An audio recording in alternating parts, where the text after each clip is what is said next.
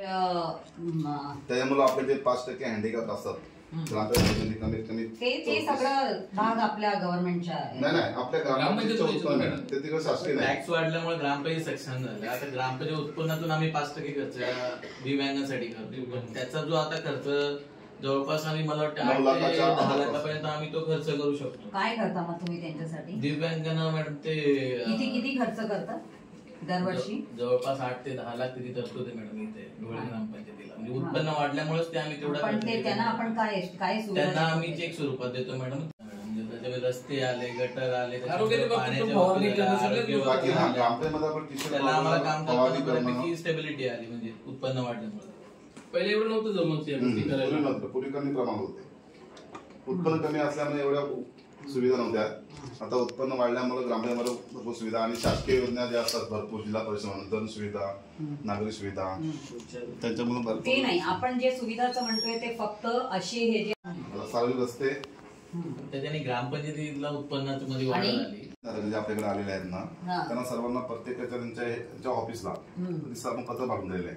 पत्र पाठवून काय उपयोग जर आपल्या गावाच्या विकासात त्यांच्या काही हे नाहीये. टॅक्स अरे पण 10 वर्ष झाले ना. मला आधीच्या पण विचार ऐका मॅडम, कारण हे 97 पासून आहेत. ऐका मॅडम, फ्लिपकार्ट कंपनी जी आहे ना त्या कंपनी थ्रू त्यांच्या आपल्या जिल्हा परिषद शाळा जी आपली डोलेपाडा आहे तिथे एक कॅम्प लावले होते 2 वेळा आरोग्य क्षेत्रात. सर आहेत, सरांना सर्व माहिती आहे. एकच कंपनी यांना पण माहिती नसतात. आता जो इथे काम करणार त्याला काही गोष्टी माहिती असेल तरच तो पुढे इम्प्लिमेंटेशनला येतो. आता हा जो CSR विषय हा मला माहिती होता तर मी माझ्या आधीच्या पंचायतीला ते केलं होतं तिथे. फ्लिपकार्टचा कधी झाला हेल्थ कॅम्प? मागच्या वर्षी झालं. मागच्या वर्षी झाला. त्याच्या आधी पण काही झाला नाही. त्यानंतर पुन्हा चालू वर्ष त्यांच्या शाळेमध्ये काय त्यांची नंतर म्हटलं ना आधी नाही. आण्याची अंगणवाडी पण आपली काहीतरी याच्यातूनच CSR मधूनच हे केलेली त्यांनी. कसली अंगणवाडी बनवली? अंगणवाडी थोडंसं हे केलं त्यांनी. रिपेअर म्हणजे मॅडम तिथं डिजिटल जे काही फोटोज किंवा या असतात तशा पद्धतीने. म्हणजे आता जो आहे आता आमचा फॉलोअप चालू आहे. त्यांनी सरपंच डिरेक्टली त्यांच्याशी पण हे करतायत. तेव्हा आम्ही पत्र दिलेले आहेत आणि आम्हाला यावर्षी 100% जेवढून काही ना काही मदत होणार आहे. ते मुलं पोहोचले का जागेवर? आपण जाऊया मोकळं आहे तिथे ते.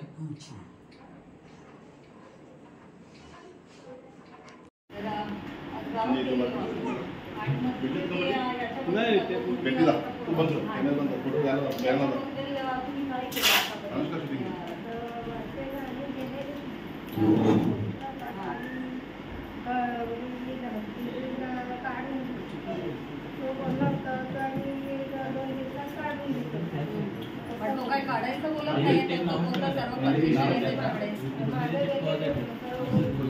बोलते की त्याच्याकडे सर्व परमिशन आहे. दुसरं मला असं पण दिसलं तुमच्या गावात आवाज जरा कमी करा. तर तिथे आपल्या मुख्यमंत्र्यांनी तेवढा मोठा जागा घेऊन टाकलं तुमचा. मग परवानगी वगैरे आपल्याकडनं NOC घेतली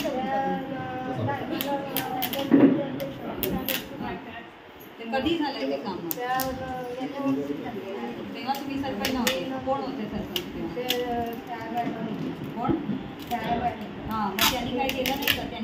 त्यांच्या पूर्ण जो ग्रुप होता त्यांनी काही केला नाही का पंचायत समिती? अधिकारच राहिले नाही ग्रामपंचायत. एक मिनिट, ठीक आहे, अधिकार नाही. आणि आम्हाला फॉरेस्ट वाले आता तुम्हाला आम्हाला प्रश्न आहे. मागे त्यांचा चेहरा दिसेल. मला तुम्ही सांगा की ते जे फॉरेस्ट एरियालाच मला दिसलं की मॅक्सिमम एरिया ती फॉरेस्टची आहे. जे मुख्यमंत्र्यांनी ती जागा घेऊन टाकली आहे. हे 40 एकरचा जागा आहे. नर्सरीचा काहीतरी घेतलंय. तर फॉरेस्टनी कसं काय त्यांना दिलंय? ते त्यांच्या मालकीचे आहे लागून आमचं फॉरेस्ट तिकडनं पूर्ण आमचा 58 नंबर लागला. 58चा एक फॉरेस्ट नंबर पुढे लागला आणि तो त्यांच्या मालकीमध्ये. पण ती नर्सरीमध्ये आपला फॉरेस्टचा बिलकुल नाही जागा.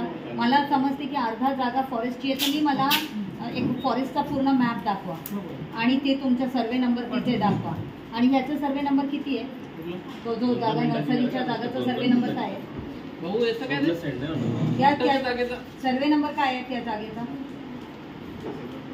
तुमचा 58 एक लागून पुढे आहे, पण ती जागा मला तुम्ही दाखवा मॅपवर की ते तुमच्या नाहीये म्हणून. हां, कारण बरेच जे फॉरेस्ट लँड आहे, तुम्ही मला सांगा आपला ह्या डोळे ग्रामपंचायतमध्ये किती आपलं हे आहे, लँड किती आहे फॉरेस्टचा?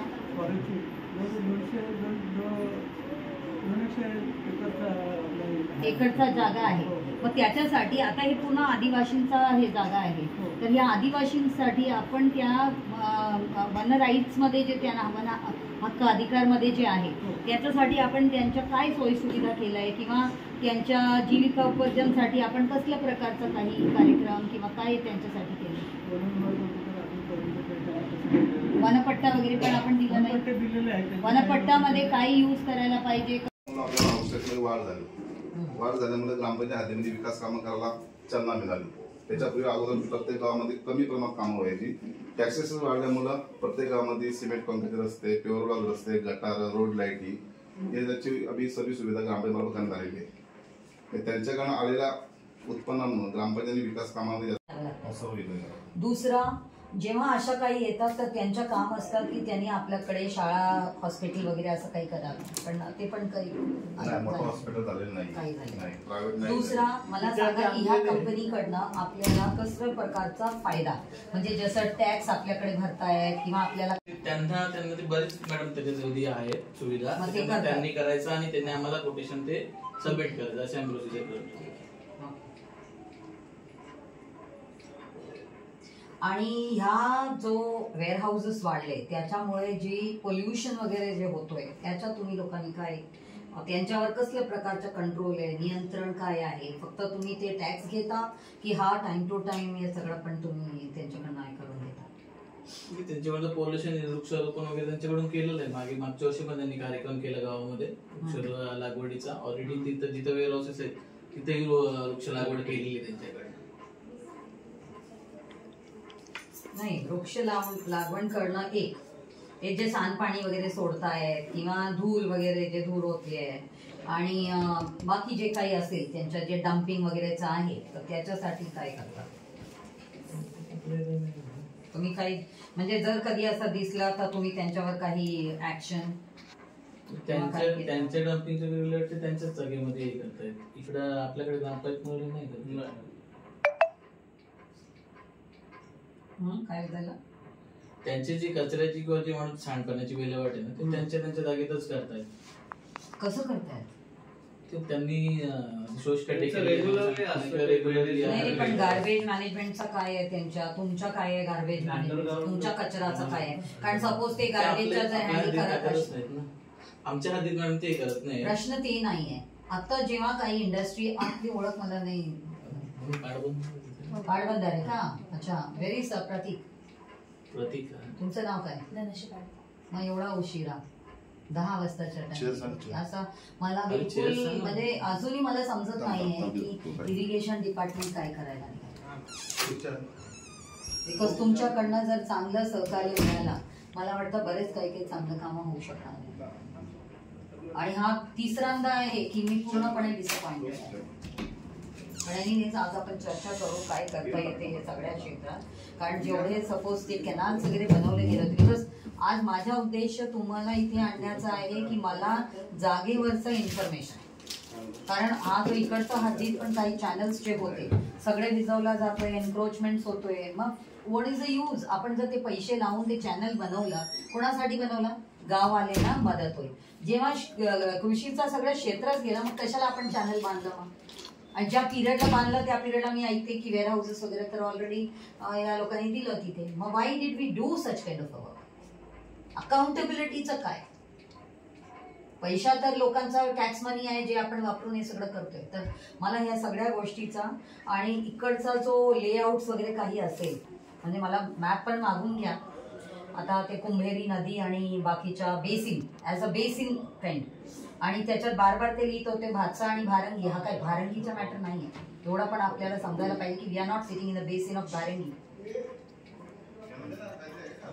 हा, सो म्हणजे शाळा आधी पण ती 1 ते 4थी पर्यंतची शाळा होती, आज पण तीच शाळा आहे. त्यापेक्षा काही प्रोग्रेस नाही झाला शाळेमध्ये. गाव पडतो आमच्या इथं पडगा किंवा मग वाशिम सेंटर पडतं इथे, त्यामुळे त्या सेंटरच्या ठिकाणी हायस्कूल चांगली स्कूल आहे, तलोरीला इथं मोठा हायस्कूल आहे, पडग्याला आपल्या शारदा कॉलेज पण आहे. तर याचा अर्थ तुम्ही कधी विचार केला नाही की तुमच्या गावात व्हावं, कारण तुमच्याकडे जर एवढी इंडस्ट्री आहे, त्यांच्या CSRच्या फंड आहे, त्यांच्या ESRच्या फंड आहे, म्हणजे तुम्ही त्याच्यातनं तुम्ही काही विचार केला नाही किंवा त्यांनी विचार केला नाही. कारण मी हे जे 2 वर्ष आधी तुमच्या डोळे गावात पण आली होती तेव्हा सुद्धा हाच प्रश्न उपस्थित केले होते तुमच्या ग्रामसेवकला, की त्यांच्या जो एवढा मोठा जे कंपनी असतात किंवा वेअरहाऊसेस असतात त्यांचं काम आहे ना हे सगळं करणं. छोट्या व्हिडिओज मध्ये घेतलं की मला फॉरवर्ड करता येईल, पूर्ण एकदम डायरेक्टली पूर्ण केलं तर फॉरवर्ड करायला पण प्रॉब्लेम होणार. तर मला हा जो कंपनीज आहेत ह्या कंपनी CSRच्या किती फायदा करू शकलो. तुम्हाला माहित आहे का ESR CSR काय आहे? तर मग CSRच्या तुम्ही काय केलं? आता मी आल्यापासून तर मॅडम डिमांड आमचं चालू आहे, सरपंच पण आहे, त्यांनाही सांगून तशा पद्धतीने आमचं चालू आहे. CSR मधून आम्हाला जो काही त्यांचं कॉर्पोरेट सोशल रिस्पॉन्सिबिलिटी जो पार्ट आहे पण तुम्ही त्याच्यासाठी कोणाला अप्रोच केलं, काय केलं? पाणी आहे का याच्यात? पाणी द्या. मागे लेटर दिलं त्यांना. अच्छा पाणी इकडे पटकन. ग्लास मध्ये मागितली आहे, मला हे प्लास्टिक दाखवू नका. ग्लासामध्ये अशा तिला ग्लास मध्ये सांगा. आणि तुम्ही पण बंद करा ग्रामपंचायत वगैरेला प्लास्टिकच्या बॉटल आणि प्लास्टिकच्या जे काही नॅचरल मीन्स मध्ये जे काही आपला आधीचा जो ट्रेडिशनल सिस्टम होता तेच करा ना. कशाला आपण हे वाढवतोय? कचरा पण वाढवतो बार बार सगळ्या याला जाऊन मी सांगते तरीही प्लास्टिकचे बॉटल नाही आणूच नका. आजच नाही, तुमच्याकडे कोणी पण येत असेल व्हिडिओ कोणी पण आले तर तेव्हा पण तुम्ही कशाला? आपण जेव्हा जे बोलतोय आपण तेच करायला पाहिजे. कशाला हे प्लास्टिकचे बॉटल भेटले? बंद करा प्लास्टिकचे बॉटल्स.